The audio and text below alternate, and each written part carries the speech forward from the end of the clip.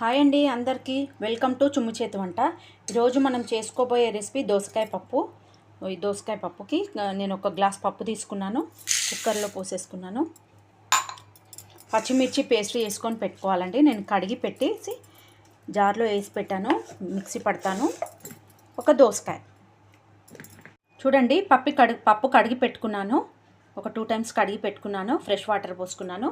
పచ్చిమిర్చి పేస్ట్ వేసుకున్నాను. ఇది గాజు గ్లాస్లో పెట్టుకోవాలండి. గాజు గ్లాస్లో పెట్టుకుంటే మీకు ఖరాబ్ కాకుండా 10 days అయినా 1 week అయినా ఉంటుంది. అట్లాగే ఫ్రెష్గా ఆ కలర్తోనే ఉంటుంది. ఇప్పుడు ఇందులో ఒక చిన్న టిప్ అనుకోండి, పసుపు వేసుకుందాం.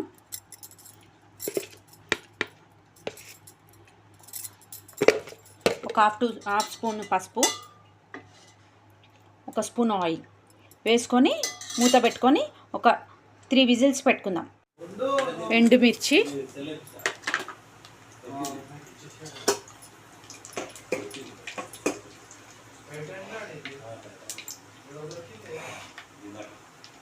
నెక్స్ట్ కరివేపాకు,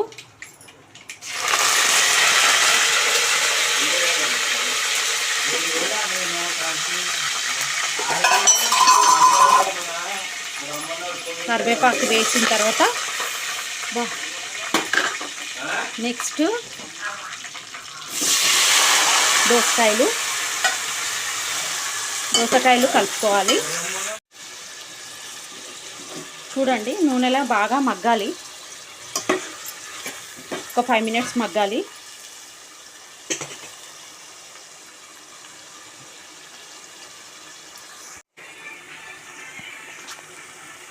చూడండి మగ్గాయి. ఇప్పుడు అల్లం వెల్లుల్లి పేస్ట్ వేసుకుందాము. అల్లం వెల్లుల్లి పేస్ట్, 1 స్పూన్ అల్లం వెల్లుల్లి పేస్ట్, కొద్దిగా పసుపు, ఇంతకుముందు కొద్దిగా వేసాం కదా, ఇప్పుడు కొద్దిగా,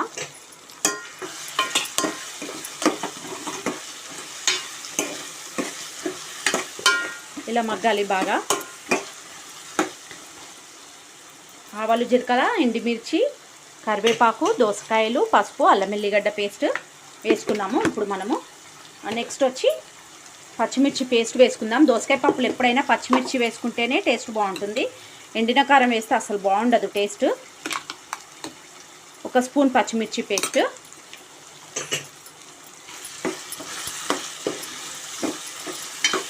ఇలా కలుపుకోవాలి.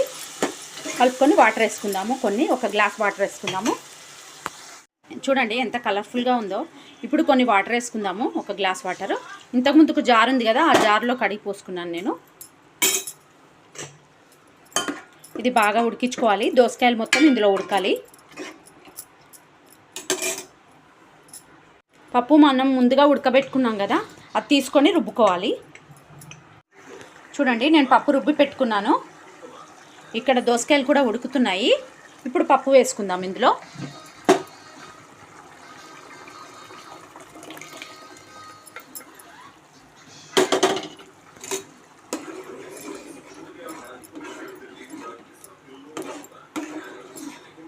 ఇందులో సాల్ట్ వేసుకుందాము. చూడండి, ఇప్పుడు సాల్ట్ వేసుకుందాము. 1 స్పూన్. అండ్ నేను కొద్దిగా వేస్తున్నాను, 1.5 స్పూన్ అనుకోండి. వేసుకొని కలుపుకోవాలి. కొద్దిసేపు ఉడకాలి, ఎందుకంటే పప్పు వేసాం కదా ఇప్పుడే. ఆ పప్పు మొత్తం ఫ్లేవర్ దానికి పట్టాలి దోసకాయలకి, అందుకని కొద్దిగా టైం పడుతుంది. ఒక 5 minutes ఉడికించుకుందాము. చూడండి ఉడికిపోయింది. ఇప్పుడు కొత్తిమీర వేసుకుందాము. అయిందండి పప్పు. ఇలా ఉడికిపోవాలి దోసకాయలు.